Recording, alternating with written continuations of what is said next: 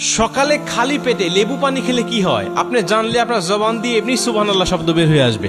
আল্লাহ যে আমাদের জন্য প্রত্যেকটা জায়গায় কত নিয়ামত রেখে দিয়েছে এটা জানলে আপনি অবাক হবেন। অনেকে বলতে পারেন হুজুর এটা তো ডাক্তারি কথা, ডাক্তাররা বলবে, চিকিৎসকেরা বলবে, আপনারা কেন?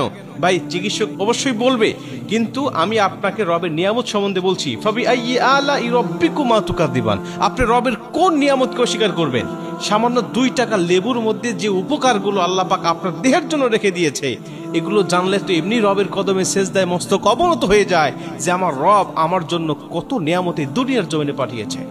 বিজ্ঞান বলছে, চিকিৎসক বিজ্ঞান বলছে যে সামান্য লেবু পানি যদি কোনো ব্যক্তি নিয়মিত খেতে পারে, বিশেষ করে বাসি পেটে যদি কেউ খেতে পারে, তাহলে সর্বপ্রথম তার শরীরটাকে ডিটক্স করে, মানে তার শরীরের মধ্যে যত বিষাক্ত পদার্থ আছে এগুলো এই লেবুর দ্বারা আল্লাহ পাক বের করে দেয়। বিশেষ করে তার প্রস্রাবের সাথে টক্সিনগুলো বের হয়ে চলে যায়, যার ফলে তার শরীরটা আল্লাহ পাক বিষাক্ত মুক্ত করে দেয়, বিষাক্ত পদার্থগুলো শরীর থেকে বের করে দেয় শুধুমাত্র 2 টাকা লেবুর বিনিময়ে।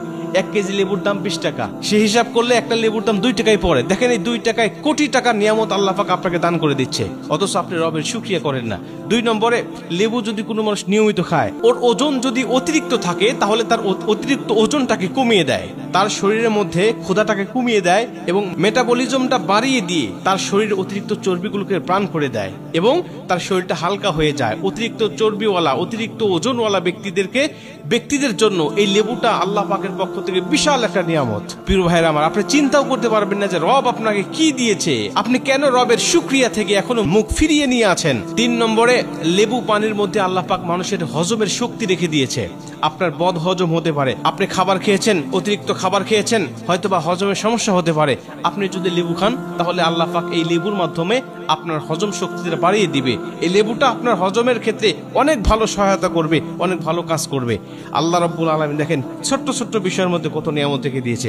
এরপরে লেবু পানি যদি কেউ নিয়মিত খেতে পারে তাহলে মুখ থেকে যে আমাদের অনেক সময় দুর্গন্ধ বের হয়, অনেক মানুষের সমস্যা আছে, মুখ থেকে দুর্গন্ধ বের হয়, কথা শুনতে গেলে তার কাছ থেকে কথা শোনা যায় না, মানে এত দুর্গন্ধ বের হয় মুখ থেকে, মুখটা সরিয়ে নিতে হয়। এই লেবু কোনো মানুষ যদি নিয়মিত খায়, বর্তমান চিকিৎসক বিজ্ঞান বলছে তার মুখ থেকে দুর্গন্ধ দূর হয়ে যাবে, মানে তার ভিতরটাকে পরিষ্কার পরিচ্ছন্ন করে দিবে এই লেবুটা। এর মধ্যে রয়েছে অনেক উপাদান যা মুখের ব্যাকটেরিয়াগুলোকে দূর করে দিয়ে তার মুখের দুর্গন্ধগুলোকে আল্লাহ পাক দূর করে দিবে এই লেবুর মাধ্যমে। এরপরে এই লেবু যদি কোনো মানুষ নিয়মিত খায়, ডাক্তাররা বলছে যে তার ত্বক উজ্জ্বল হয়ে যায়, কারণ এর মধ্যে অ্যান্টিঅক্সিডেন্ট রয়েছে যেটার মাধ্যমে তার শরীর থেকে বিষাক্ত পদার্থগুলো বের হয়ে যায়। তার মুখে যদি ব্রণ থাকে এই ব্রণগুলোকে আল্লাহ পাক ভালো করে দেয়। এরকম ভাবে শরীরের মধ্যে যত উপকারী গুণাগুণ দরকার আল্লাহ পাক এই লেবুর মধ্যে দিয়ে দিয়েছে। এরকম ছোটখাটো ফলের মধ্যে আল্লাহ পাক অনেক বড় বড় নিয়ামত রেখে দিয়েছে মানুষের শরীরের জন্য।